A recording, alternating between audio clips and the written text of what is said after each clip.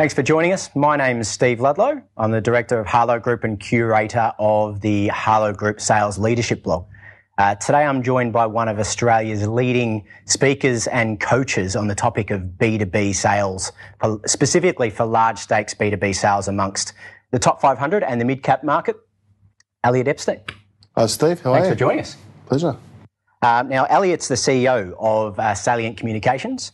Elliot's business works with the likes of, I'm just going to refer to your large raft of clients here, the likes of HP, Alcatel, Lucent, CBA, Avaya, Computershare, many mid-sized businesses as well. Is that right, Elliot? That's right. Fantastic. He's been working with these organisations on winning multi-million dollar deals, as well as smaller size deals, typically at the C level is from what I understand your business. Is that right? That's right. Great. Well, thanks for joining us, Elliot. I guess today we wanted to cover off some challenges that are going on in the B2B sales sector, specifically throughout Australia. That's the focus of our community that we run. Tell me, what are some of the challenges that your clients are facing at the moment? Well, there are lots of challenges when it comes to winning business, especially at senior levels. And if I could give you top three, for example, there we go. It would be that what used to work 5 years ago, 3 years ago, 10 years ago, suddenly isn't working now. So guys will be out there making the same calls to the same level, selling the same products, and then all of a sudden the market's changed. New competitors come in from overseas, new startups come in, another company has a buyout, and all of a sudden there's a different competitor in the marketplace, and they're sitting there saying, well, how come we're not getting the same value, the same margins and the same sales out of the existing base? And that's because they've been doing the same things the same way for so long. And it's a big challenge because you have to shift. You can't just do a little bit better when it comes to advancing your chances of increasing revenue. You have to change what you're doing. And a lot of people are uncomfortable with that.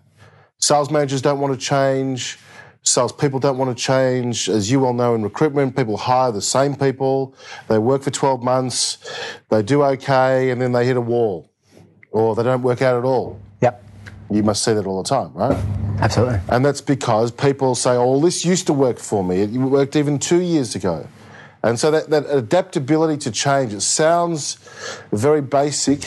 Are we talking organisations need to change the way that they're delivering a service because the market's changing, or are we talking about changing the sales process? That's the really interesting thing. So most organisations that are worth their salt have actually already adapted their product set. Okay. People are going in the cloud in IT. People are offering managed services. People are offering different ways of providing maintenance or annuity programs. They're bundling things differently. So the actual product and engineering departments and even some of the sales departments have put together much more interesting solutions for customers. But what happens when you go out there and translate that into client land? Okay. You've got to do it differently. In terms of a benefits pitch and helping the client understand the benefits of the new solution? Or? I think that there isn't a person out there, and you guys know, that doesn't understand features and benefits, or else you shouldn't be in the role in the first place, picking up a retainer. So everyone out there understands features and benefits, come up with some kind of value proposition. It's kind of sales 101. Yep. The difference is who is buying these solutions. And it used to be the operations guy, or it used to be the line manager, or the IT manager, or the mid-level finance guy.